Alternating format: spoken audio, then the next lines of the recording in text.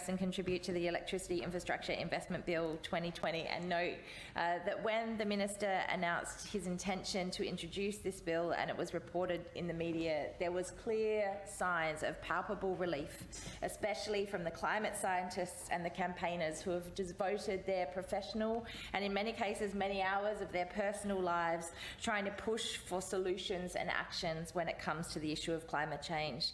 And that perhaps this marked a turning point. Perhaps this bill marks a point where we can finally put to bed, and I note that I'm speaking after the member for Northern Tablelands, and I think the fact that we can be both in here putting our support behind this bill perhaps marks a significant turning point.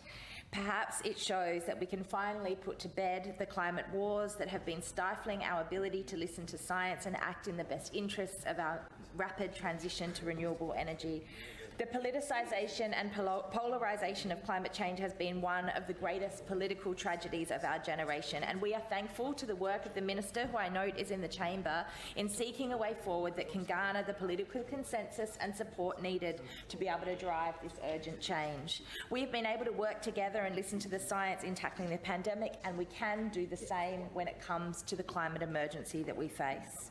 People have been working on solutions to the climate crisis for decades and now are feeling and have been feeling increasingly despairing as the decades slip by.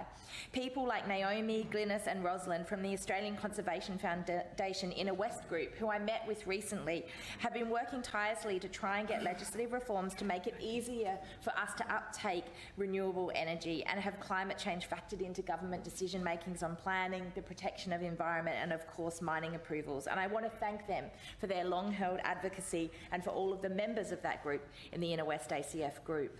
Across the world, momentum is building for action on climate change. China, Japan, the EU, UK and now the US have recently announced targets to get to net zero emissions. This is very different from a few years ago and includes countries with governments of all political persuasions. But a 2050 goal is far too long away, and the reality is that much of the action is needed much sooner if we are to have any chance of success, and we must begin work today. We need ambitious interim targets and we need a plan to get there, which is why the Greens welcome this policy certainty that this bill brings. We support a concrete plan to transition to renewable energy in New South Wales, and we are very pleased to see the ambitious target for the shorter term that is 75% renewable energy in the electricity grid by 2030. Because there is so much thing as too late and it is drawing dangerously near. In fact, many people fear that we have reached some of these critical tipping points already.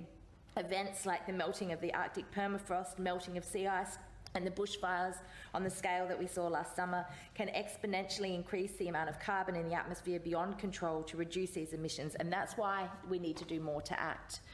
A transition on this scale will require work to begin immediately, not just being an aspirational target for many decades down the road where action can be deferred to another government or another day.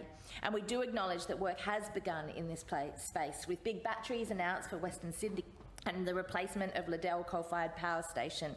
These batteries are a significant step forward in stabilising the grid and harnessing a huge growing amount of solar energy in the system. These projects will mean that we can make more efficient use of renewable energy we already have.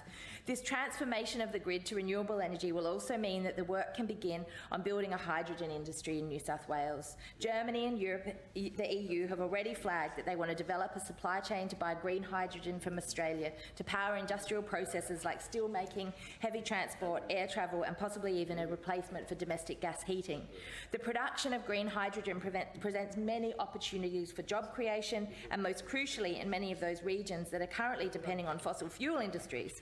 Regions like the Hunter and the Illawarra have already skilled manufacturing workforces and ports where hydrogen can become a major export. The Illawarra also has a steelworks which could run on green hydrogen instead of coal, shoring up jobs and making local-made steel competitive on the world stage, which will increasingly be looking to purchase zero-emission steel. Other steelworks around the world have already started making steel with hydrogen, though not without significant government investment in research and trial phase, which also needs to happen here in New South Wales if we want to keep those jobs and support those communities. The solution to the climate crisis must be one that leaves no worker and no community behind. It must be one that leaves no worker and no community behind and deals with climate and equity together. But the opportunities from building renewable energy are immense, and there will be new jobs, new industries and huge economic opportunities. But while we develop these manufacturing capacities for hydrogen, this work is only meaningful if we are concurrently pumping huge amounts of renewable energy into the electricity grid, because the world won't buy our hydrogen if it's made from fossil fuels. As Ross Garnaut has identified, we have such an abundance of renewable energy resources. Australia can and should be an energy export superpower. This means not just going for 75% renewable energy, but producing many more times that for domestic purposes. So not only is Australia powered by 100% renewable energy, but we can export the rest.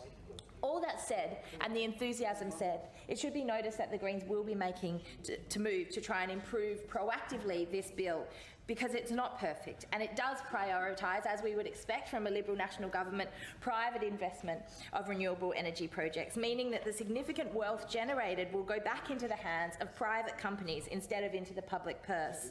Why would we not want that benefit to come back to the people of New South Wales? The Greens will be moving amendments and working proactively to improve this bill, because the Greens want to see and want to ensure that where possible, renewable energy is publicly owned and materials required to build the infrastructure are manufactured locally. We are committed to prioritising public ownership, to guaranteeing local procurement and delivering a fair return for First Nations people for all projects built on their land. The Greens want this bill to deliver a clearer commitment to green hydrogen, which along with battery and pumped hydro needs to form the backbone of energy storage in New South Wales.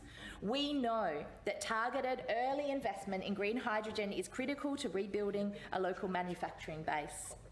We need to ensure that the investment flows with the renewable energy boom will not only deliver green power, but also deliver locally for jobs and for communities. And that means inserting strong local procurement provisions into this bill. We know that every infrastructure project built after this bill is passed will be built on First Nations land. Let us be clear, it is not open, empty space. It is not terra nullius. It is country, and it always was, and it always will be, Aboriginal land. And so economic empowerment for traditional owners and First Nation communities is a key priority for the Greens in negotiating amendments to the bill, and we look forward to a cooperative response from the government. The urgency of the climate crisis cannot be overstated. It is an emergency, and the wheels of government need to turn with speed and urgency for the emergency. The very survival of life depends on it, whether or not we make this transition with the necessary speed or whether we don't. But we have seen how fast we can act when it is truly necessary. Prior to 2020, who would have thought that it would be possible for a government in New South Wales to finally provide a safe and secure and affordable place to live for people sleeping rough and homeless, and income security from a Liberal National Government during the middle of a pandemic, sadly lost yesterday. But what we saw was when there is a will to respond to a crisis, people can and will act. What we saw is that when we work together in a crisis and listen to the experts and keep a flexible approach and put our minds to it, it is astonishing what we can achieve together. I believe that we have so much to gain by making the rapid transition to decarbonising our economy, jobs creation, economic growth, and above all, saving this little blue planet so that future generations can also enjoy rich and wonderful lives.